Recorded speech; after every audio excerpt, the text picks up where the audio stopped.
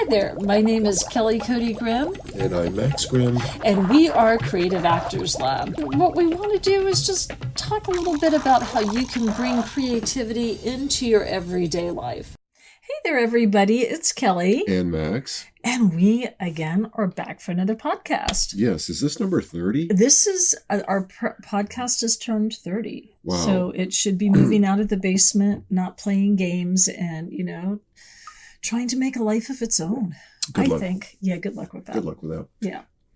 So anyway, well, speaking of creating a life of its own, did you see how I pivoted there? Mm-hmm. Last week, we got to listen to Max do the sonnet, Marriage of Two Minds. 116. Yeah, 116. And the great thing about that is because it is Shakespeare, it is public domain, you don't have to pay to use it. Mm-hmm. So this week we are actually going to use one of the monologues that I work on with our students. That's part of the Screenwriter's Grimm Monologue collection. And so then again, we don't run up against any issues with copyright or anything like that. So Max is going to kind of coach me through it, listen. And, again, so think about when you're doing your own sides, when you're doing your monologues. These might be some of the techniques that you might want to work with and just see how you can change it up a little bit. Because invariably, if you're working with a casting director, and we've had our students tell us that several times, it's like, yeah, I went in for that audition and the casting director told me exactly what you guys said. What happened? Woohoo! And it's like, well, yeah, because this is kind of the standard. But it's nice to have that affirmation. It's like, what you trained me to do actually came in handy. So this particular monologue is called Hi There, Neighbor. It is a monologue about Detective Angela Johnson, and she is going over to talk to her neighbor, Kurt, who she suspects of doing some not so great things to his family. All right, let's hear what you got. All right. Hey there, Kurt. I've been meaning to talk to you. Is now a good time? You see, I pick up on things like when you first moved in, I started talking to you and Gail, and you kept answering for her. And when I asked Gail a question directly, she looked a little scared and then shifted her eyes to see if it was okay to answer. That's how I knew you were an abusive bastard. And then the cuts and the bruises sealed the deal. You see, that's what I do. Investigate domestic violent cases. Ironic, huh? So I let Gail know what resources were out there, and she was terrified that you'd find out, but filed charges before she left, as well as a protective order. So she and your kids are in a safe house where you can't get to them. Also, I did some digging, and you're on probation for a DUI. You just got out of your car with liquor on your breath, so it looks like you're in a world of hurt right now. How does that feel for a change? A couple things. First of all, hi, Kurt, can we talk? Is now a good time? That is not a question. That's a statement. It's Okay. like, you're going to talk. Mm-hmm. Period. Okay. Just because you're using it, is now a good time? Well, if it's not, now's going to be a good time, and you're going to make it that way. There's no, you can't, it's like, no, you're going to have this talk with him, whether he likes it or not. Mm-hmm. Okay. Period.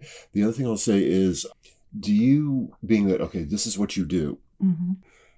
Do you have any sort of preconceived ideas as to how he is going to respond to this? Is he going to get belligerent? Is he going to deny it? Is he going to fall on his knees and weep and beg for forgiveness? Whatever that is. It's one of those exercises that we do with the students, like, the 10 minutes before, 10 hours before 10.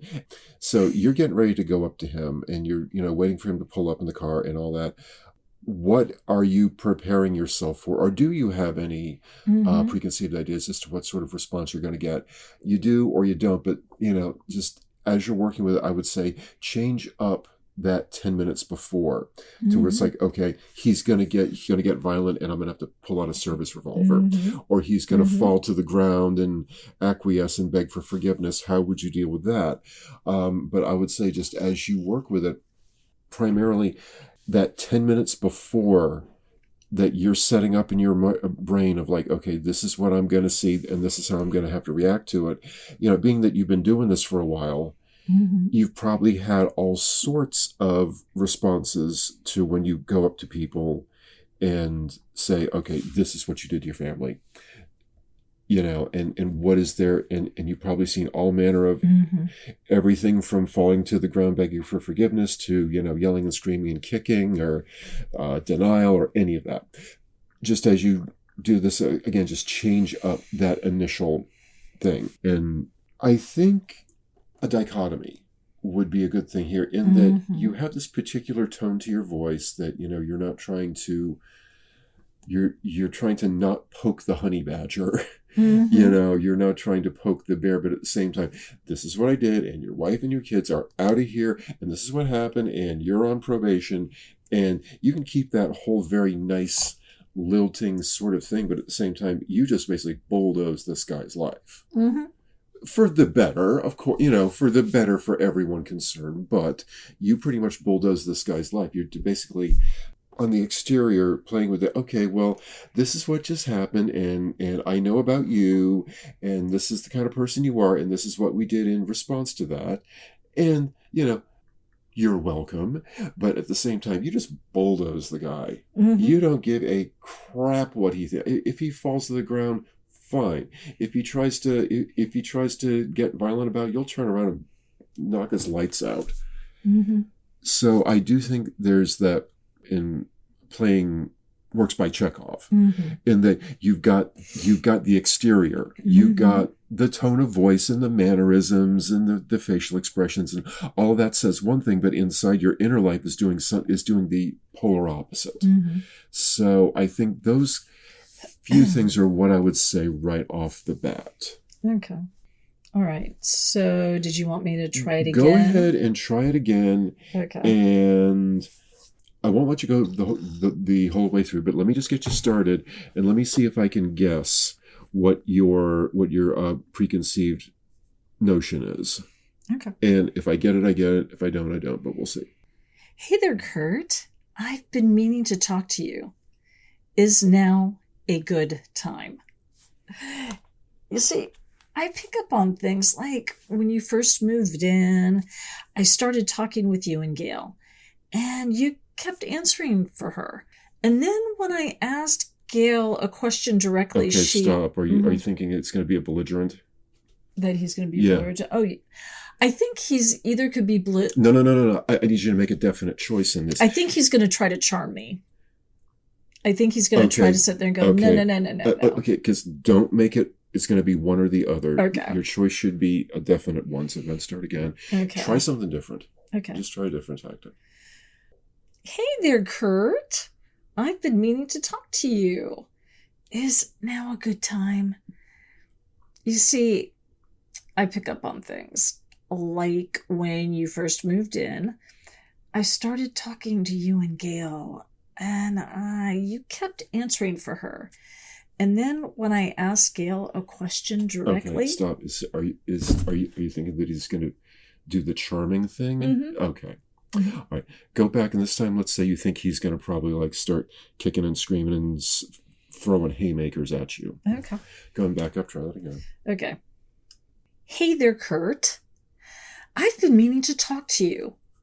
Is now a good time? You see, I pick up on things like when you moved in, and I started talking to you and Gail, and you kept answering for her. And then when I asked Gail a question directly, she looked frightened and kept on looking over to you to see if it was okay to answer. And you see, that's how I knew that you were an abusive bastard. Okay, question. Back up. Okay, if you think he's going to get violent, do you have any kind of backup? I have a squad car that's like right around the corner. So if he Oh, does, okay, good. I'm not going to sit there and go, oh, because, she's like, I'm pretty sure he's going to get out of the car drunk. If he does, then that he's violated his probation and we need to arrest this guy. So the part where she's looking over at him uncertainly, and your answer, what kind of a day was it? Oh, when they moved in? No, well, during those initial conversations, or that initial conversation where you picked up on, okay, this guy's an abusive bastard, and she's an abused spouse. Was it day or night? It was during the day. Okay. Was anybody else around, or just the three of you? It was the three of us. I think the kids were inside the house. Okay. So it's just the three of you. How was everyone dressed? It was like a weekend, so it was jeans, t-shirts, leggings. Okay. Was it before lunch or after lunch? It was after lunch. Okay. What were you guys talking about? What subject were you talking about when you first noticed that you're asking her questions and he's answering and she's acquiescing and shutting up and mousing down about it? What was the subject?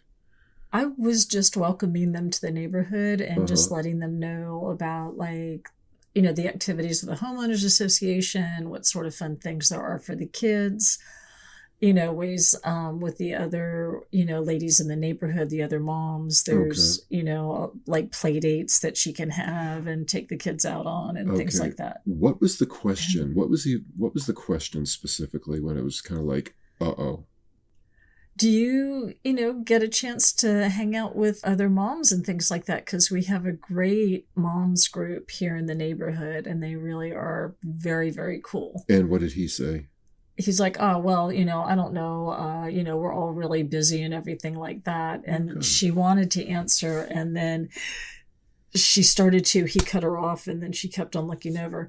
Now, I will tell you, I wrote this monologue, and I can say from, unfortunately, personal experience. Oh, I know what you're going to say. Yeah.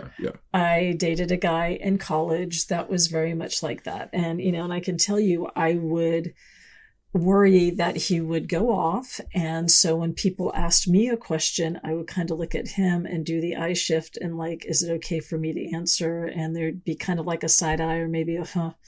And if there was like a huh, I knew I'd better not answer. He was going to answer. Otherwise, there'd be hell to pay later.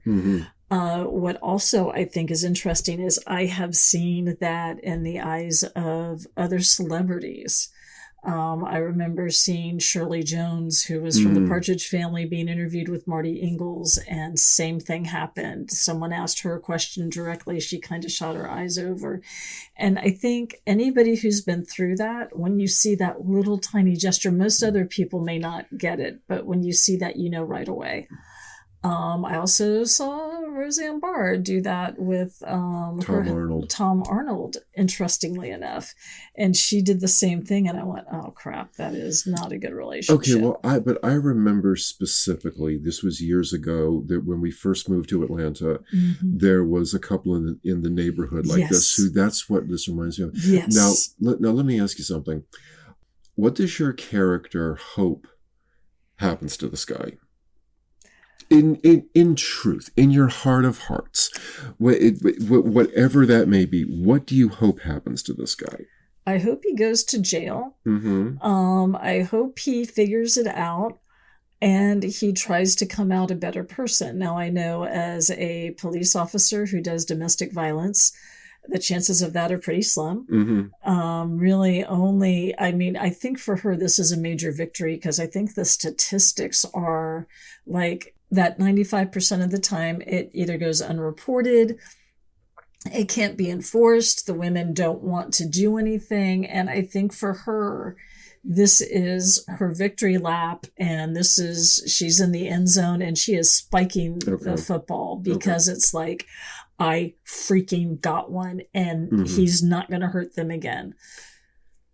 And she may have projected and she may have maybe pushed Gail maybe beyond her comfort zone or where she wanted, but I think she was just like, Gail, I've seen this happen so many times before. He keeps on saying he's going to change, right? Every time you guys have a fight, every time he hits you. And then what happens? And she would say, he doesn't change. And she'd say, you're right. He's not going to. You and the kids deserve something better. And just being able to do that, I think for her is like, oh my God. How long have you been doing this job? I want to say about 15 years. Oh, okay. All right. That's a good one. Mm-hmm. And basically, this guy drinks and drives, Mm-hmm. and he's on parole. So, and there's a squad car around the corner. So basically, you're going to get this guy. I mean, on one way or another. So, Mm-hmm. They caught Al Capone on tax evasion, Mm-hmm. but they still caught him. Mm-hmm. So, okay, go ahead and go back to the beat with kind of, I guess what I've been trying to do here in the past few minutes is to bump up the clarity and the contrast and the specifics of this. So go ahead, but choose whatever you want to choose. But I would say whatever you think in the beginning, whatever 10 minutes before scenario you have here, make it really strong. Mm-hmm. Make it kind of like, he's not going to get. He's gonna start smashing windows. He's not gonna, beg for forgiveness. He's gonna fall to the ground, rolling around, weeping in tears and pleading for his life. Whatever it is, whatever you think he's most likely gonna do, he's not gonna do it halfway. Okay. And you're just set up for this because you've seen this before, and this is a pretty good educated guess of how he's going to respond. So, however he's going to respond to this, it's going to be on steroids. Okay. So there. All right. Hey there, Kurt. I've been meaning to talk to you. Is now a good time? You see, I pick up on things like when you first moved in and I started talking to you and Gail. You kept answering for her. And then when I asked her a question directly, she kind of shot her eyes over to you to see if it was okay to respond. And that's when I knew that you were an abusive bastard. And the cuts and the bruises sealed the deal. You see, that's what I do. I investigate domestic violence cases. Ironic, isn't it? So I let Gail know what resources were out there. She was so terrified that you'd find out, but filed the charges before she left, as well as a protective order. She and the kids are in a safe house where you can't get to them. Also, I did some digging. Woo. And you're on probation for DUI, and you just got out of your car with liquor on your breath. So it looks like you're in for a world of hurt. How does that feel for a change? Okay, so are you arresting him? Yeah. Okay. Do you have a gun and handcuffs on you? Yes. Okay, good. They're like the gun, the holster's in the back, so are the cuffs, so he wouldn't see. But I mean, I'd be wearing like this. Plus, like I said, there's a squad car. Yeah, I've got backup, so they'd be there in 30 seconds. And he's not armed. Is this being recorded? You're not on a wire or anything? No. Or maybe it could be. What if you are on a wire? Okay. Try I that. like that approach. Try, okay. you don't have to, or you can start somewhere in the middle if you like, or whatever, or just start any place you like. But what if you are on a wire? Okay. All right. You see, that's what I do. Investigate domestic violence cases. Ironic, huh? So I let Gail know what resources were out there. She was terrified that you'd find out, but filed the charges before she left, as well as a protective order. So she and your kids are in a safe house where you can't get them. Also, I did some digging, and you're on probation for DUI. And you just got out of your car with liquor on your breath. So it looks like, I don't know, you're in a world of hurt. How does that feel for a change? I would drop the I don't know because you do know. Okay. Do you have, and I have a reason why I'm asking you some of these picky questions. Mm-hmm. Do you or the wife or the kids have any other solid evidence of his behavior? Did she make any like video recordings on the phone while the phone was concealed somewhere with him going off? Or he was pretty loud, so she could hear him from next door. Okay, so, but that's not what I'm asking. Mm-hmm. Is there any physical solid? Yes. Is there video recordings, sound recordings? Is there photography? Yes, there are pictures of her with the cuts and the bruises. But what I'm asking is there any evidence of him actually doing it? No. And in most domestic violence cases, there wouldn't be. What if someone had the presence of mind to stick their phone over in like a hidden corner and hit the video record? Or, yes, and there might be like a Ring camera with them on the stoop. That's what I'm talking about. Okay. That's because... So maybe there's that security footage, and maybe because sometimes neighbors have security footage that kind of leaks over into, that wideness. So I like that idea. Do the other neighbors know about this? Is it that obvious? They suspect, but, it's like, I'm not going to get involved with that. Right. Right. Mm-hmm. Okay, so the reason I've been asking all these particular questions is you really took this case really under your wing. You took this really to heart. It's personal. It's very personal, because I would tend to think the amount of cases like this that get solved in this way is pretty few and far between. Yeah.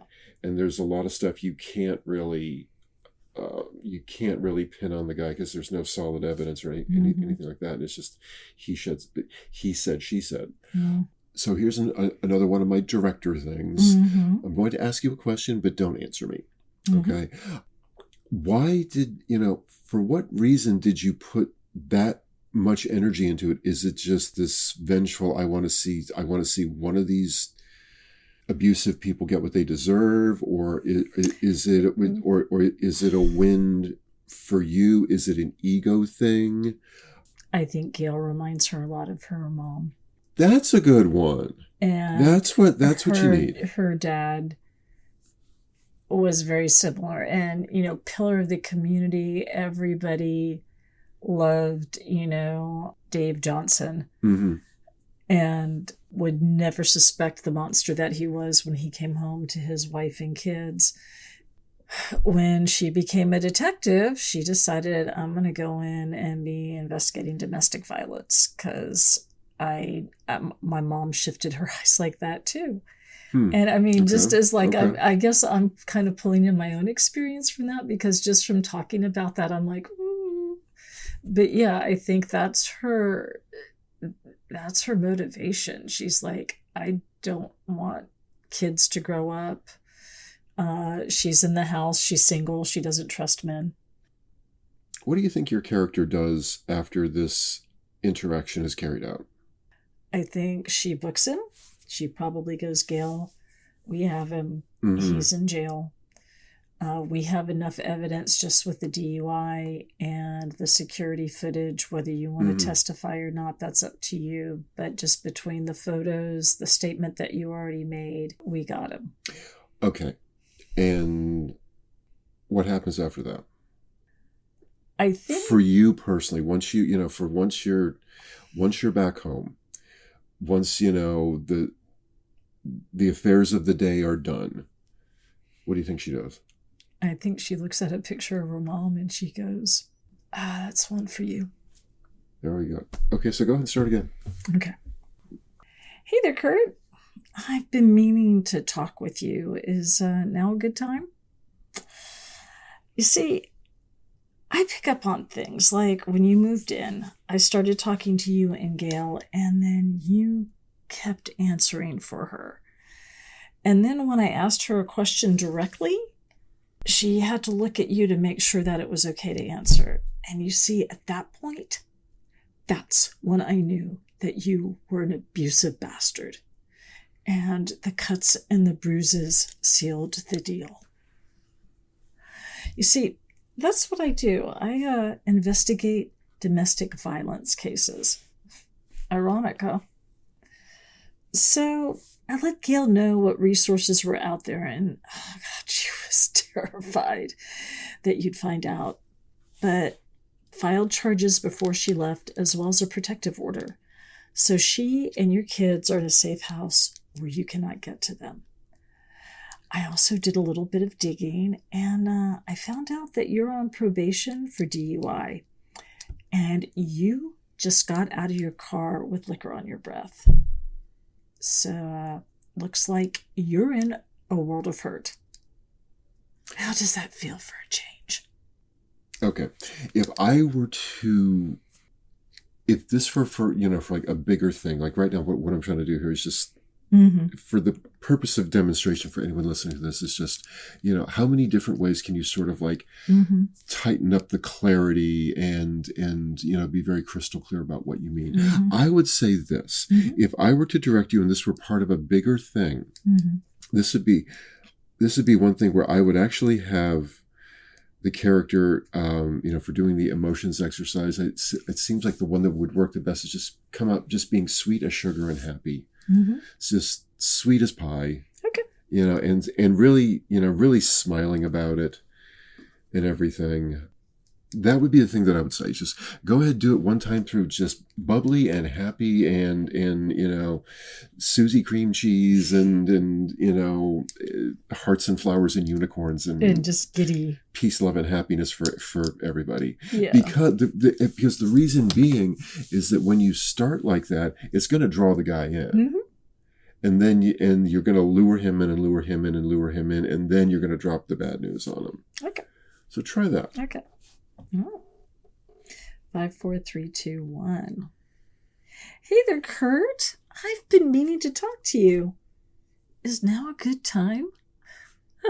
You see, I pick up on things like when you first moved in and I started talking to you and Gail. And you kept answering for her. And then when I asked Gail a question directly, she looked a little scared and she shifted her eyes to see if it was okay. And you see, at that point, that's how I knew you were an abusive bastard. See, that's what I do. I investigate domestic violence cases. Ironic, huh? So I let Gail know what resources were out there. And she was terrified you'd find out, but filed charges before she left, as well as a protective order. She and your kids are in a safe house where you cannot get to them. Oh, and by the way, I did a little investigating and found out that you are on probation for DUI, and you just got out of your car with liquor in your breath. So it looks like you're in a world of hurt.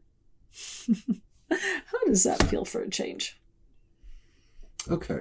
Now, if we were to go on, and this were part of the bigger thing, what would become necessary also is you got to be, when you're directing, it's like, conscious of, okay, what environment are you in here? Is this, first of all, are you doing it on stage or are you doing it for a camera?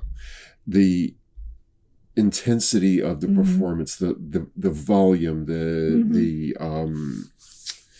mannerisms, the gesticulations and things like that, they've got to fit, the tone of voice has got to fit for the medium. So that would be something that would come into question if I were to be directing you. If it's going to be for a camera, it's going to, the style of acting is going to be more one way. If you're doing for the stage, it's going to be much bigger and things like that. But that would become a thing also. We did a lot of this on Zoom during the pandemic. And I know I brought this up numerous times, but one thing that becomes a question also is the whole thing about movement and blocking, either for camera or for stage or whatever. That's a whole other thing, and that's got to also fit the medium, be it the stage or the camera or the street performance or the whatever. manipulate the dimmer switches, so to speak. As far as the physicality and the vocalization of your performance, that becomes an issue also. And the problem is just I found, especially since during Zoom and people started taking all these acting classes online, everybody's sitting in their rectangle, and that's a whole other aspect that I just find is not really being touched on quite so much since the pandemic. But it is starting, I'm seeing where it's starting to come back. But for the longest time, it was just one of those actors things due to the way the world is at the time. This is what we did. So that's, I think, the whole actors movement thing really fell into the shadows and is kind of being forgotten about. But that's something I think that would absolutely have to be addressed also if we were doing this as part of a production. So there. Yeah, no, I absolutely agree with you. I mean, the way I envision it is it's part of maybe a detective show, maybe Will Trent, and there's also another show called Found. It's about a woman who has a crisis management firm, and she herself was a victim of a kidnapping as a child. And then what she's done is her firm actually looks for people who've been abducted who may not be making the headlines. And then she uses the man who abducted her. She abducted him, has him in her basement, and has him try to help her solve the crimes. It's a very interesting psychological. So you see her being able to do that. And I had written this monologue way before that show actually came on. But I would picture her kind of like going, "Hey, Kurt," and then, like you said, being very sweet, drawing him in, and then you would just see as she's lobbing these bombs at him, there would be a reaction shot to him while she's saying things. There may be a pause or so. It's going to go back and forth, and he might, just kind of be going, especially at the end. So who's in a world of hurt now? Because, she's also taking her chances, even though they're right there. He's obviously inebriated, but she has her cuffs, she has her gun, she's a cop. She, would sit there and go, "You wouldn't be the first drunk I've punched into next week. Don't mess with me." Okay, yeah, no, those are generally the thoughts I would have about that. Okay. So much of directing is, at least for me, it's just kind of like meet people where they are and see where they're at and just seek first to understand, then to be understood, rather than I think it's very important as a director, you have to have a plan before you walk in the door. You've got to have some kind of plan, but you can't be so focused on that plan that whenever, somebody brings you something that you weren't expecting, or you get the happy accidents are like the greatest thing in the world when it comes to creative projects.